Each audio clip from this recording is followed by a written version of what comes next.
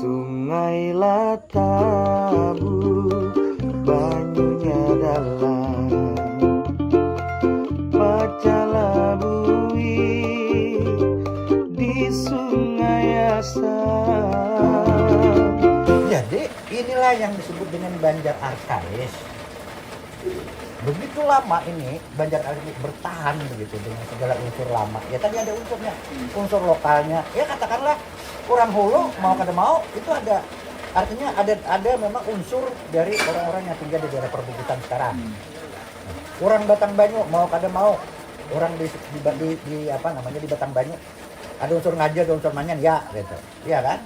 Yang Manyan sekarang. Nah, kita Dayak itu belum kita tahu lagi. Ini belum muncul. Nah, ini yang disebut dengan Banjar Arkais. Tetapi kemudian setelah perkembangan sejarah ada Daha, ada Dipa, kemudian kita mulai sejak mulai Daha itu udah mulai ada kedatangan orang-orang yang beragama Islam, pedagang Arab misalnya, itu ada datanya, ada bahapal gitu nih, ada datanya. Cuma apakah Daha itu udah Islam? Belum. Tapi orang Islam saat itu ada. Dan ada kontak lah ya. Ada kontak tuh pasti sudah, itu yang jelas ada. Nah, kemudian ketika mulailah sekarang Pangeran Samudra yang berubah nama menjadi Pangeran Srihansa lalu memeluk Islam. Sejak itu Sidin menyambat, wahai kaulaku barataan. Kaula tuh dari mana? Kula itu kan jelas sudah istilah itu dari Sanskrit. Sanskrit itu bahasa mana? Enggak ada dari sananya. Enggak ada mungkin kalau bahasa paling kau. Bahasa gaib. Jadi wah kaulaku barataan ini ujar Pangeran Srihansa, ujar Sultan Srihansa adalah orang Banjar. Nah, maka muncullah disebut dengan, kalau istilahku the news of Banjarness. Banjar nang hanyar. Banjar hanyar itu maksudnya nang baju hanyar. Bajunya apa? Ketika menyebut kulaku barataan itu kada ada lagi orang Lupa, kada ada lagi orang Daha, kada ada lagi orang Muarabang, tapi orang Banjar. Muncullah the new of Banjarness. Orang Banjar hanyar. Tadi arkaik kan? Nah jadi arkaik ini unsur-unsur pembentuk Banjar tadi. Unsurnya itu yang disebut oleh Pedro itu amalgamasi. Amalgamasi. Unsurnya diambil. Orangnya ini sudah ada curang murang, sudah campur aduk orangnya ini. Ada contoh aja misalnya. Orang Melayu ada Jonata kawin di daerah Batang Banyu sana. Pasti Muncul ada Nahanyar anaknya nih. Percampuran sudah. Tapi ini soal percampuran secara hubungan darah ya lah. Campur sudah, ada lagi turunan itu enggak. Ini sudah lain, sudah merupakan sebuah suatu bentuk baru ini. Ini budaya campuran, unsur-unsur ini ada diambil, unsur ini diambil, membentuk sendiri karakternya. Tapi unsur itu ada memang di situ kalau dipilah-pilah, tapi sudah ada merupakan bagian yang ini sudah merupakan bagian padu sudah ini. Jadi unsur lokal tadi sudah kada kelihatan lagi, sudah jadi teraduk, sudah menjadi suatu yang baru. Nah, jadi sebuah amalgamasi ini yang perlu kita jelaskan supaya jangan dulu, supaya istilahnya tuh kawan dijelaskan. Ini kan asalnya ini dua. Lah iya gitu. Kan ada tuh unsurnya ada melekat. Siapa sejarahnya ya seperti itu. Jadi unsur-unsurnya melekat pada Banjar Arkais awalnya gitu kan.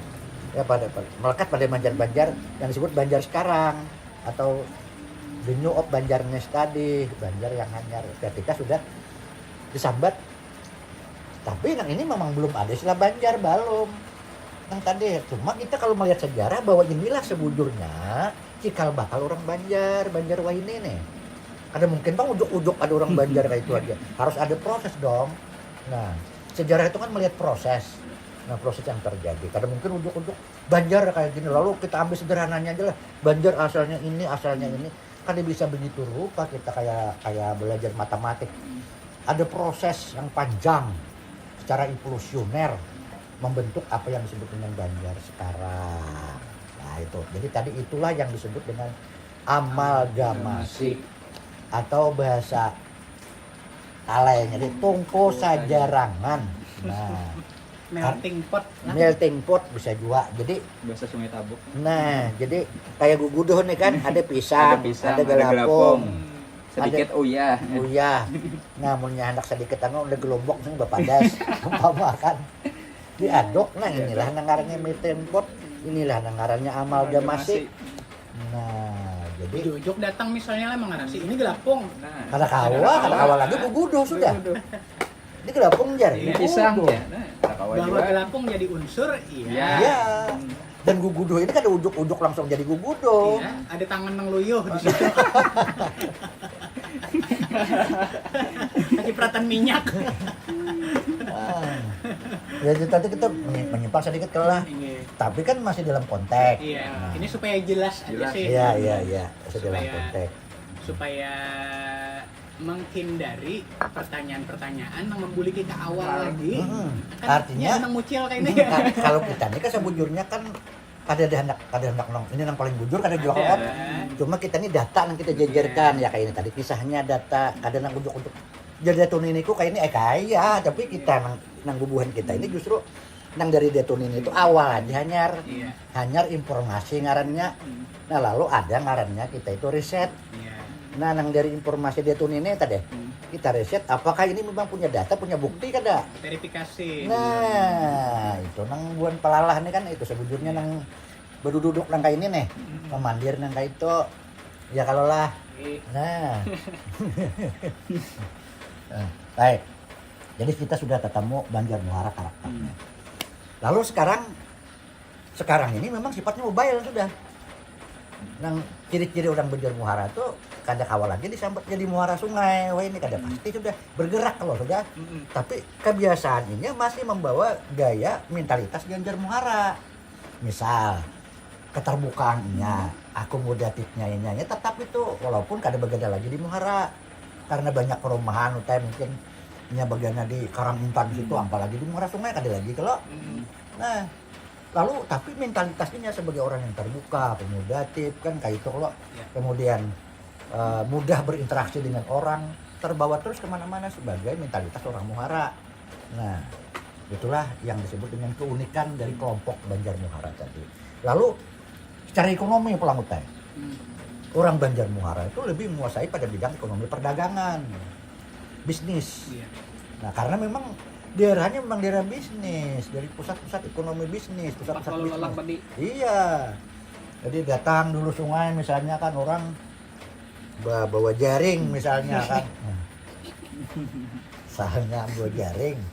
Nah, amunnya hendak banyak payunnya membawa kamuhara. Makanya rancak kalau kita rajin maksudnya di kemana bawa tuh Jan? Kamuhara tuh Jan. Nah, karena di Muhara tuh pasar. Iya. Ya kalau lah di Muhara tuh ada pemukiman. Nah Muhara nih Jan, bawa jaring. Tahu bawa misalnya pakuleh, unjon misalnya. Kenapa dibawa tuh Jar? Iwak sedikit ya. Hah? Iwak sedikit. Nah banyaknya apa? Buntal aja tuh lagi. Payu leh. Payu leh. Kita tak ada payo. Kalau payu dari mana? Kita tak ada payo. Kenapa dibawa iwak ya? Sedikit ya. Sedikit. Kenapa nang banyak Sisanya bilang? buntal. Buntal aja. Kan di bawah juga teh. Ah ya kalau nah ini kita nih kan kita nih kada ada guru kada ada murid kita nih murid beretang belajar ya kalau lah Belajar beratan. pernah kan dari kamu dan mendengar kamu hara tuh Jar. Pernah Raja. Nah, kamu abang mana bawa tuh kamu hara tuh aja. Artinya kamu hara tuh pasti biasanya pusat-pusat pemukiman, pusat ekonomi. Nah, itulah jadinya tadi bahwa orang-orang Muhara itu secara ekonomi bakat ekonominya itu pada bisnis. Muhara nih. Makanya biasanya kan kalau ada orang pedalaman nang membawa barang komoditas ekonomi itu buhannya tuh nang becari ke pedalaman buhannya nang becari lalu memperdagangkannya di Muhara tadi. Nah jadi Cikal bakal pembelantikan. iya makanya kan kada aneh nang banyak bulang-bulik bahari zaman bahari mulai sebelum Jepang Montai lah. kemudian zaman Hindia Belanda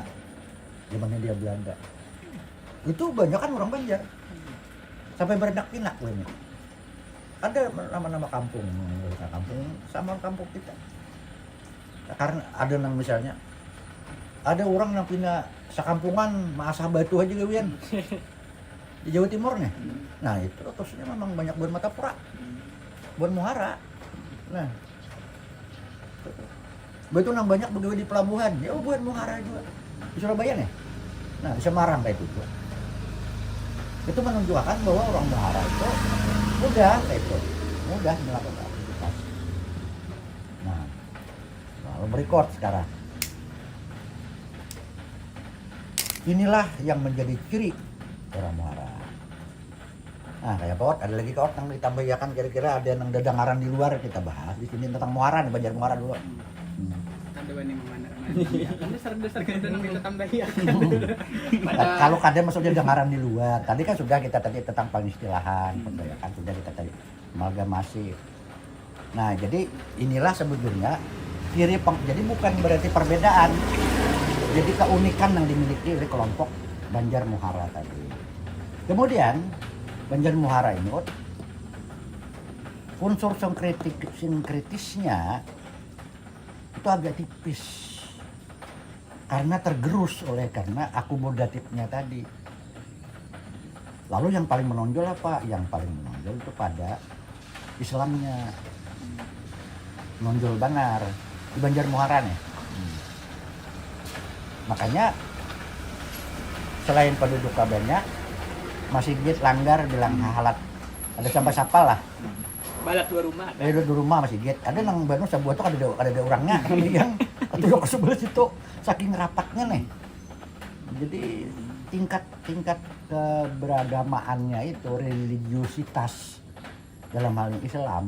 Tapi bukan berarti yang lain bukan. Maksudnya tuh keunikan yang dimiliki itu karena mereka ini sering bergaul dengan pendatang-pendatang, migran-migran yang pedagang-pedagang Islam pada saat kejayaan atau kekuasaan maritim dikuasai oleh pedagang Islam.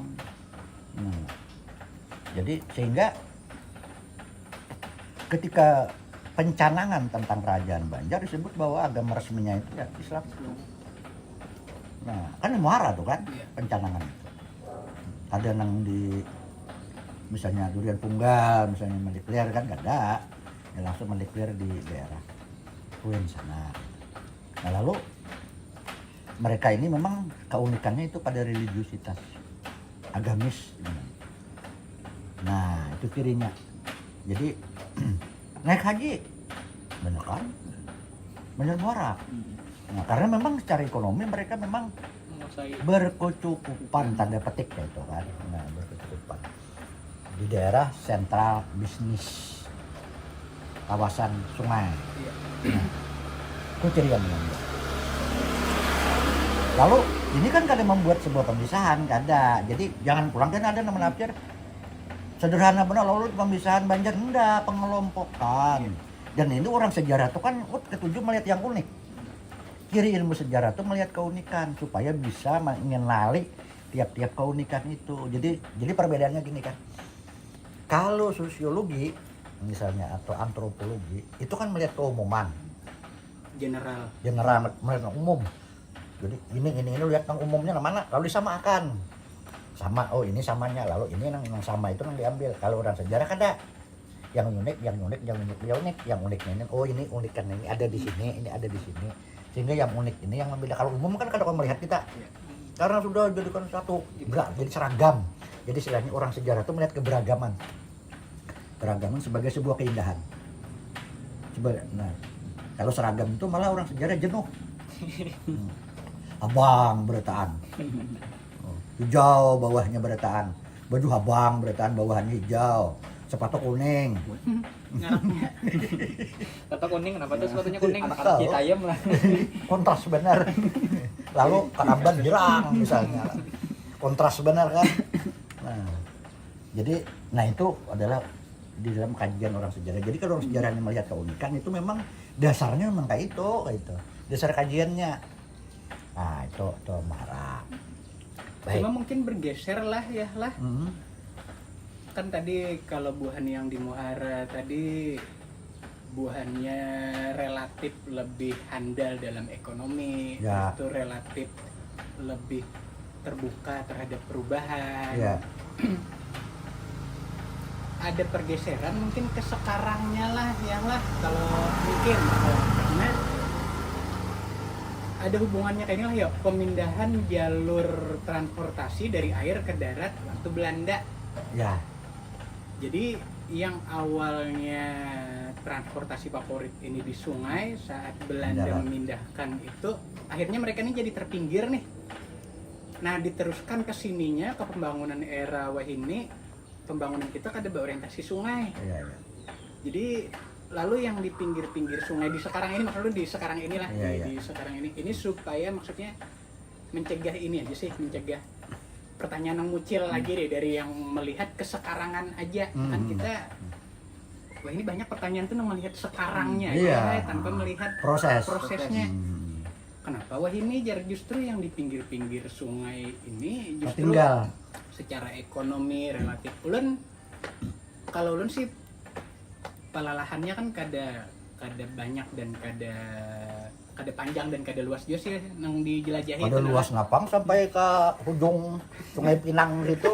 Jauh bener. Pertigaan sudah. Anak sampai ke Paramasan itu kadanya kada luas bener sudah lalahan nenek. Jadi supaya lu ngambil studi kasusnya kayak di Sungai Tabuk aja dulu. Ah ya, Sungai Tabuk. Nek mantap Sungai Tabuk keluar terus nek.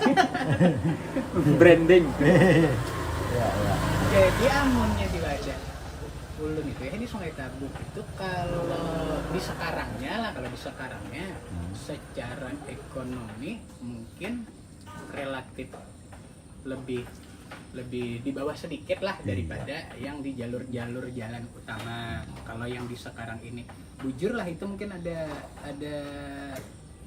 pengaruhnya pemindahan jalur transportasi yang dulu itu sungai dipindah oleh Belanda ke darat, lalu itu juga berdampak terhadap Pinggiran sungai. Terhadap kehidupan pinggiran sungai buhannya itu. Jadi gini, kalau secara mentalitas orang tadi kan mudah beradaptasi, orang Muhara tadi. Iya. Jadi mereka tadi yang di pinggir sungai, yang merasa kada lagi ibaratnya memberi harapan untuk bisa memperbaiki, untuk bisa mempertahankan eksistensi kemapanan ekonominya. Nah mereka ini mengikuti perubahan. Nah tapi mentalitas tetap sebagai entrepreneur. Nah kalau bahasa di dalam ekonomi kemudian dipakai juga dalam sejarah itu entrepreneur, jiwa wira swasta, jiwa wirausaha, jiwa pejuang dalam usaha itu ngarannya bahasa alay tadi entrepreneur. Nah entrepreneur ya menyambur baruan ini. Entrepreneur, jiwa entrepreneurnya itu akan tetap terbawa. Nah hanya tempatnya aja menyesuaikan dengan tempat yang baru ketika Belanda membangun jalan. Ketika awalnya di Sungai dan Katitian dengan budaya Sungai dan budaya Katitian, turun naik kada jauh pada sungai, turun naik kada jauh pada Katitian, itu sudah kita di dalam San Pantuil kan. Nah jadi tiap hari selama 24 jam itu kada jauh pada turun naik, katabing ke sungai, katabing ke sungai, katabing ke sungai. Itulah rotasinya. Kemudian Katitian ke rumah, Katitian ke rumah, Katitian ke rumah, ke Subaya ke tetangga, Katitian pulang. Itulah rotasi kehidupan selama 24 jam. Nah lalu ketika transportasi darat sudah mulai sepeda misalnya awal. Timbuk sudah mulai jadi jalan. Timbuk mulai jadi karta. Nah, lalu mulailah alat transportasi sepeda misalnya. Kata awal lagi bisa sepeda di Banyo. Kan selalu mendengar sepeda di Banyo. Nah, ya Allah ada itikan. Oh, kayak api karuan. Sepeda di Banyo. Aduh, astagfirullah. Itikan kan betinjakannya. Nah, jadi makanya ujar almarhum Paiduar itu orang Banjar zaman masih rotasinya katabing ke sungai, naik ke rumah ke Jukong, naik ke rumah ke Katitian itu. Orang Banjar itu tangannya panjang, betisnya handap. Berpengaruh ke fisik. Karena Bejukung itu bersila. Iya. Sila. Nah, jadi betis ini kan ada berkembang. Tangan kita udah kawai Tangan lah. lo, di sini gona, sini gona, pegelangan gona lah. Ini kan, ayo. Nang ini tatap kayak ini. Kada berkembang ininya. Begitu awak pun kada tinggi. Iya. Tapi lebar di bagian dada.